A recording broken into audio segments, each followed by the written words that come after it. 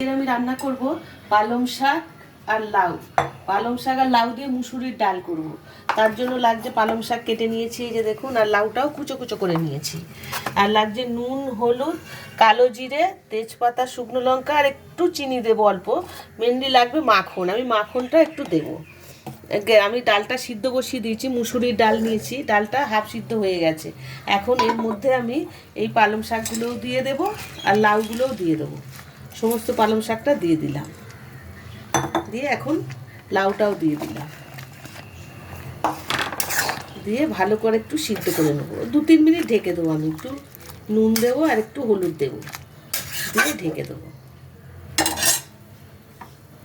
সামান্য নুন দিলাম আর হাফ চামচের মতো হলুদ গুঁড়ো দিয়ে দিলাম, দিয়ে ভালো করে নেড়ে চেড়ে আমি একটু ঢেকে দেবো। এই 2-3 মিনিট ঢেকে রাখবো।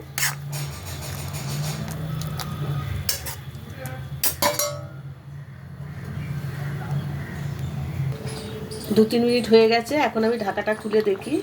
হ্যাঁ, শাকগুলো তো সিদ্ধ হয়ে গেছে। শাক তাড়াতাড়ি সিদ্ধ হয়ে যায়, কিন্তু লাউটা সিদ্ধ হয়েছে কি একটু দেখে নিই।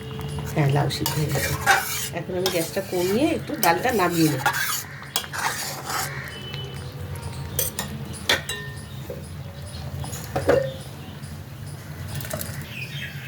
ডালটা ঢেলে নিয়েছি। এখন আমি কড়াইতে সর্ষের তেল দেবো। দেবো একটা তেজপাতা, শুকনো লঙ্কা দেবো আর দেবো কালো জিরে।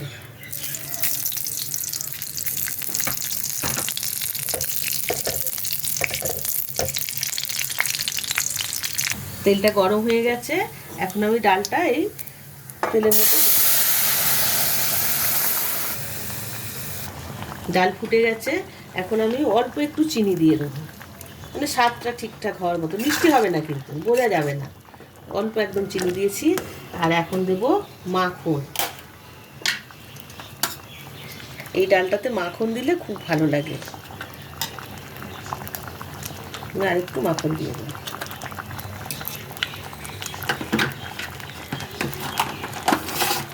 এই নেড়ে চেড়ে গ্যাসটা বন্ধ করে দেবো, দিয়ে নামিয়ে নেব।